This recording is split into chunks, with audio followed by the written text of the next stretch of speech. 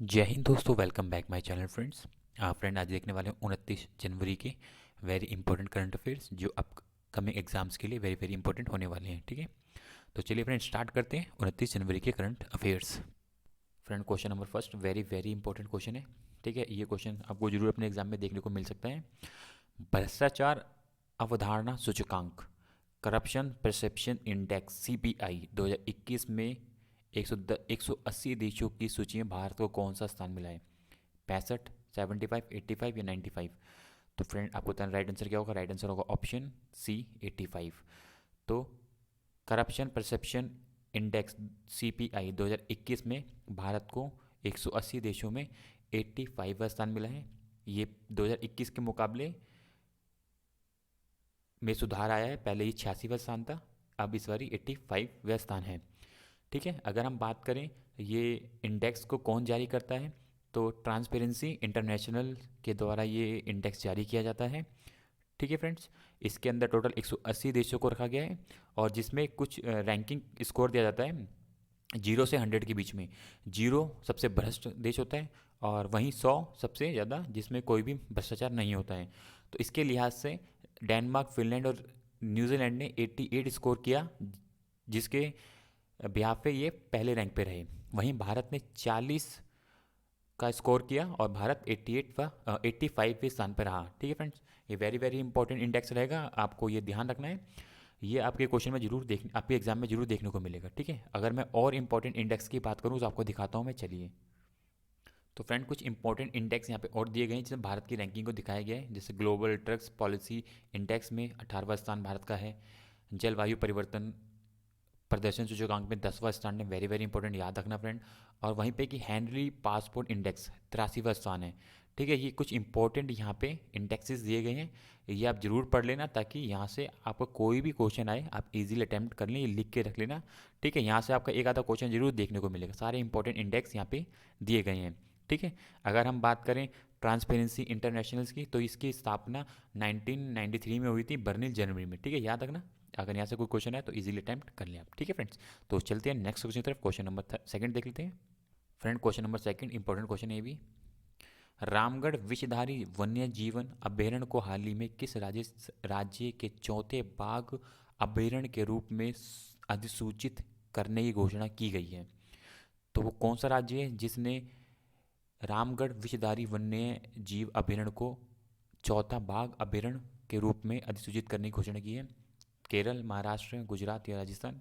तो friend right answer होगा option D Rajasthan. Rajasthan ने रामगढ़ विषधारी वन्य जीवन अभ्यारण्य को अब बाघ अभ्यारण्य के रूप में अधिसूचित करने की घोषणा कर दी है। ठीक है, जैसे कि यहाँ पे आप देख रहे हो लिखा भी है। तो अब रामगढ़ विषधारी एक बाघ अभ्यारण्य के रूप में अब चौथा बाघ बाघ अभ्यारण्य के रूप में अधिसूचित करने की घोषणा कर दी गई है। ठीक है, तो ये इंपॉर्टेंट रहेगा।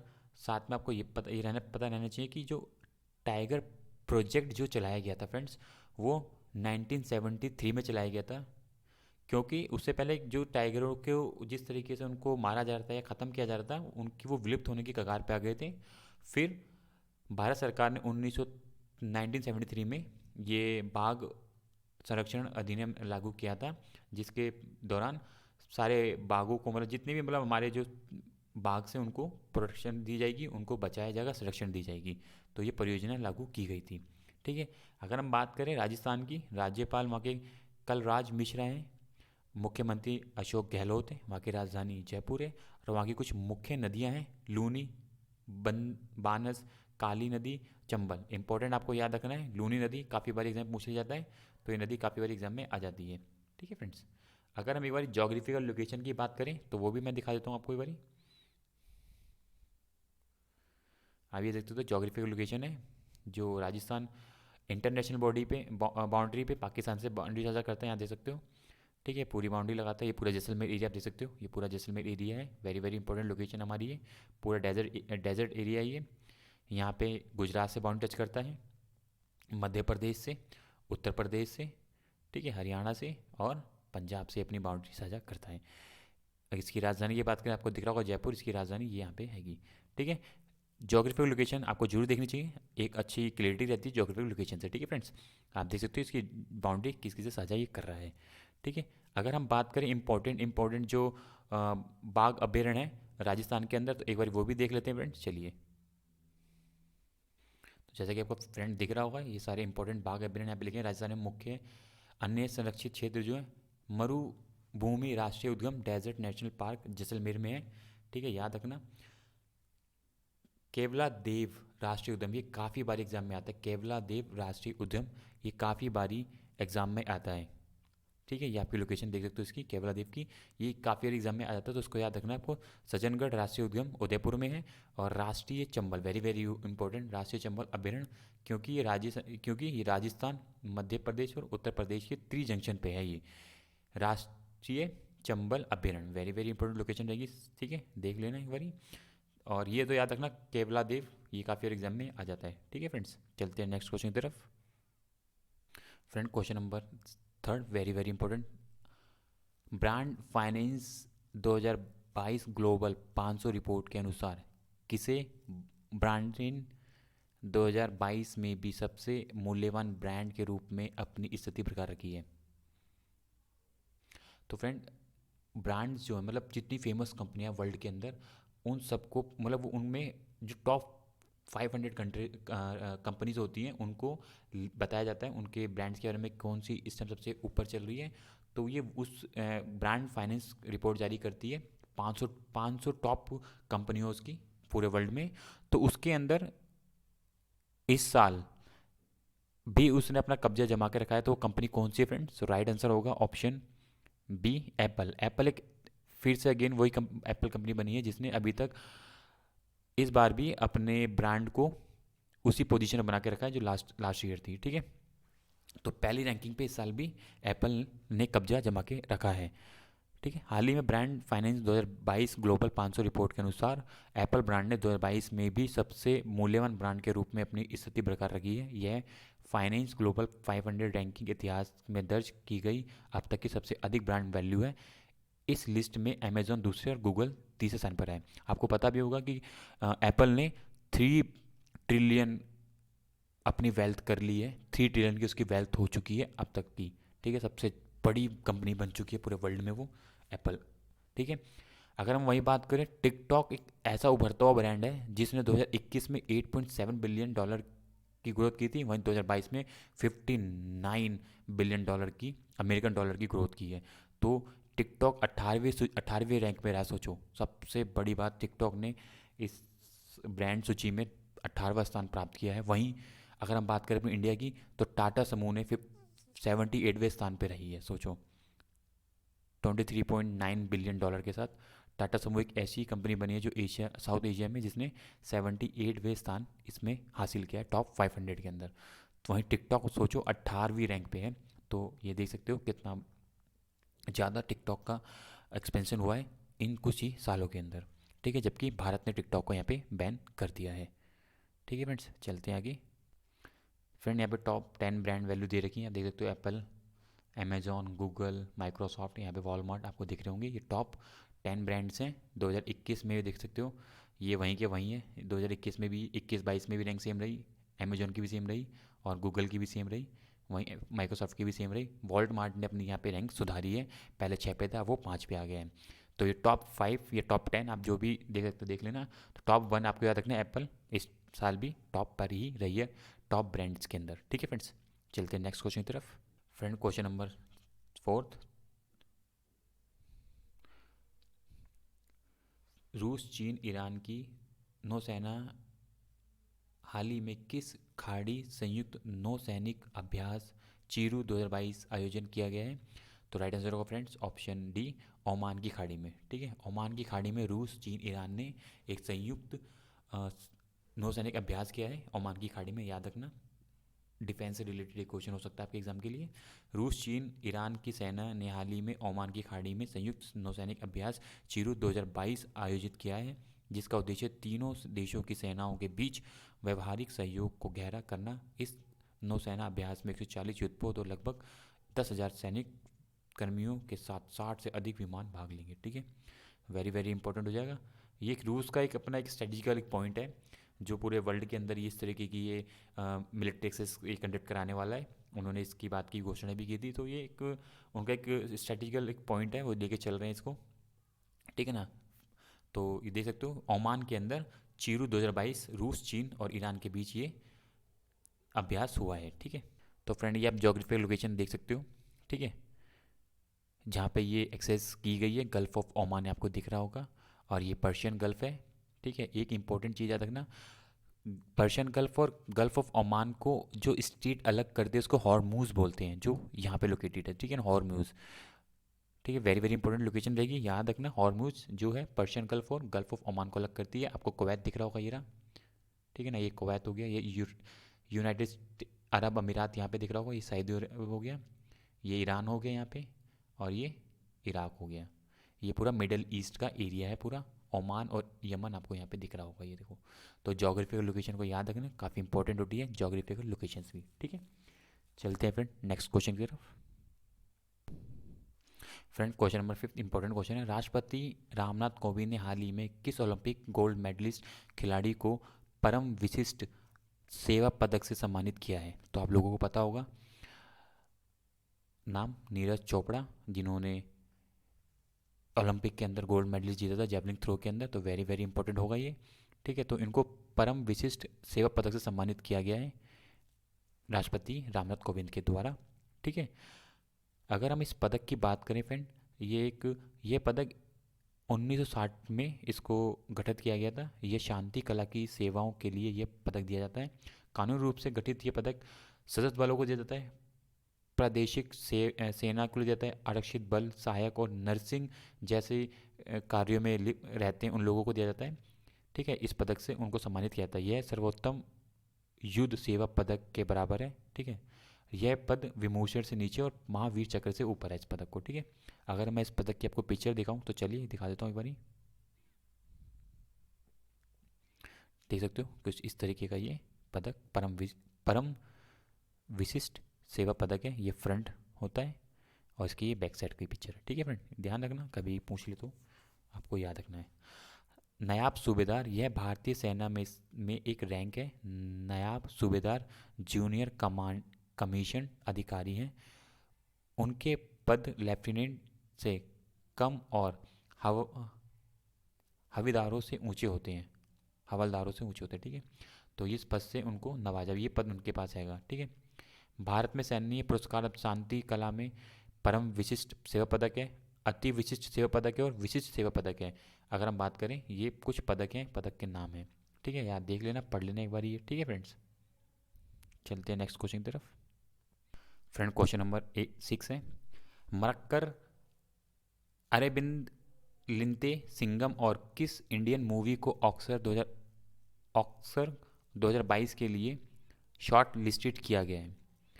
तो फ्रेंड जो ऑस्कर के लिए जो हमारी इंडिया की जो मूवी है जो शॉर्ट लिस्टेड की गई है वो है Jai Bhim. Option B right answer होगा। अगर आपने जय भीम मूवी देखी होगी तो इसके अंदर ट्रिब्यूनल ट्राइब्स के लिए, जो ट्राइब्स है, जो जनजातियां हैं, जो गांव, जो बहुत ही ज़्यादा पिछड़ी हैं, बहुत ज़्यादा ही डीप उसमें रहती हैं, ये उनके ऊपर बेस्ड है ये पूरी मूवी। अगर आप स्टूडेंट देखोगे तो पता होगा किस तरीके से उनके ऊपर अत्याचार किया जाता है और उनको झूठे केसी से फंसाया जाता है, ठीक है।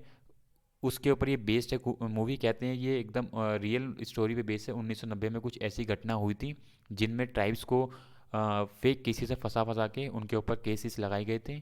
तो उसी के ऊपर ये मूवी बनाई है जिसको ऑस्कर के अंदर इसको नामित किया गया है फ्रेंड, ठीक है। याद रखना, इंपॉर्टेंट अच्छी मूवी है, आप देख भी सकते हैं। और इसको 2022 के लिए इंडिया की तरफ से इसको नामित किया गया है, ठीक है।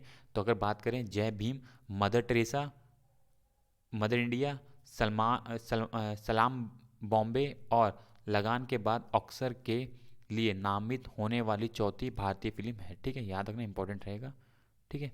बाकी यहाँ पे जिन इसके निर्देशक निर्माता सबके नाम यहाँ पे लिखे गए हैं, ठीक है फ्रेंड्स। तो जय भीम ये इनके मेन लीड रोल में रहे हैं ये, ठीक है। साउथ की मूवी है ये, इंपॉर्टेंट है, ठीक है। चलते हैं नेक्स्ट क्वेश्चन की तरफ। फ्रेंड क्वेश्चन नंबर 7, 20वें ढाका अंतर्राष्ट्रीय फिल्म महोत्सव में भारत से PS विनोद राज निर्देशक किस फिल्म में सर्वश्रेष्ठ फिल्म का अवार्ड जीता है? तो उन्होंने किस ढाका अंतर्राष्ट्रीय फिल्म महोत्सव में कौन सी फिल्म के लिए सबसे सर्वश्रेष्ठ फिल्म अवार्ड जीता है? तो कुछ जंगल वो फिल्म है जिनके लिए उनको सर्वश्रेष्ठ फिल्म अवार्ड दिया गया है। ठीक है फ्रेंड्स, याद रखना, इंपॉर्टेंट रहेगा। ढाका 20वें ढाका अंतर्राष्ट्रीय फिल्म महोत्सव में भारत से PS विनोद राज निर्देशक फिल्म को जंगल में सर्वश्रेष्ठ फिल्म अवार्ड जीता है। ठीक है फ्रेंड्स, कुछ इंपॉर्टेंट बातें लिखी पढ़ लेना। चलते हैं नेक्स्ट क्वेश्चन की तरफ। क्वेश्चन 8 देख लेते हैं फ्रेंड्स। फ्रेंड डिफेंस का क्वेश्चन है। क्वेश्चन नंबर 8, निम्नलिखित में से किस देश ने हाल ही में 70,000 AK कालिशकोव असॉल्ट राइफलें भारतीय सशस्त्र बलों को सौंप दी है? तो राइट आंसर होगा फ्रेंड्स ऑप्शन डी, रूस ने AK-203 कालिशिकोव असॉल्ट राइफलें भारतीय सशस्त्र सेना को दे दी हैं। ठीक है, रूस ने हाल ही में 70,000 AK-203 कालिक्रोव असॉल्ट राइफलें भारतीय सशस्त्र बलों को सौंप दी है, जिससे 6,70,000 राइफलों का ऑर्डर दिया गया था, जिसके लिए भारत और ये यहाँ पे फ्रेंड 6 गलत हो गया, ओनली 70,000 है ये। ठीक है, याद रखना कहीं ये गलती से। ठीक है, 70,000 राइफलों का ऑर्डर दिया गया था, जिसके लिए भारत और कालिफ्त्रोकोव के बीच 6 दिसंबर 2021 को अनुबंध का हस्ताक्षर किया गया था। अनुबंध की कुल लागत 5,124 करोड़ रुपए थी। ठीक है, याद रखना इंपॉर्टेंट रहेगा। अब भारत भी अब उन देशों में शामिल हो चुका है जो निर्यातक देश हैं, जो भी ये आर्म्स के होते हैं। तो भारत ने अपनी ब्रह्मोस मिसाइल अभी रिसेंटली में फिलीपींस को बेची है। ठीक है, तो निर्यातक देशों में भारत भी अब शुमार हो चुका है। ठीक है फ्रेंड, तो क्योंकि ब्रह्मोस मिसाइल का अब फिलीपींस के साथ हमारा डील करार हुई है। ठीक है फ्रेंड, याद रखना इंपॉर्टेंट रहेगा ये भी। फ्रेंड यहाँ पे कुछ एडिशनल इन्फॉर्मेशन दी गई है। जो AK-47 है, इसकी पूरी टेक्नोलॉजी भारत के पास रशिया देगा, और आने वाले समय में भारत खुद से इन सारी गन्स को अपने देश में बना पाएंगे हम। ठीक है, यहाँ पे कुछ एडिशनल इन्फॉर्मेशन दी है, पढ़ लेना। ठीक है, चलते हैं नेक्स्ट क्वेश्चन की तरफ। क्वेश्चन नंबर 9 देख लेते हैं फ्रेंड क्वेश्चन नंबर 9 है, विश्व बैंक ने हाल ही में किस राज्य सरकार के लिए 1,000 करोड़ रुपए की कर्ज को मंजूरी दे दी है? केरल, गुजरात, महाराष्ट्र या पश्चिम बंगाल सरकार? तो फ्रेंड राइट आंसर होगा ऑप्शन डी, पश्चिम बंगाल सरकार को विश्व बैंक के द्वारा 1,000 करोड़ रुपए का कर्ज की मंजूरी दे दी गई है। ठीक है फ्रेंड्स, जो कि वो उन 400 करोड़ रुपए का तो मतलब गरीब लोगों के लिए, और जो इस ऋण का से कमजोर और गरीब समूहों की मदद की जाएगी। साथ ही डिजिटल भुगतान और वित्तीय समावेशी को बढ़ावा देने के लिए राशि का इस्तेमाल किया जाएगा। ठीक है, 400 करोड़ रुपए पूरे मतलब बताया जा रहा है कि गरीब लोगों और गरीब वर्ग के लोगों के लिए ही इस्तेमाल किए जाने वाले हैं।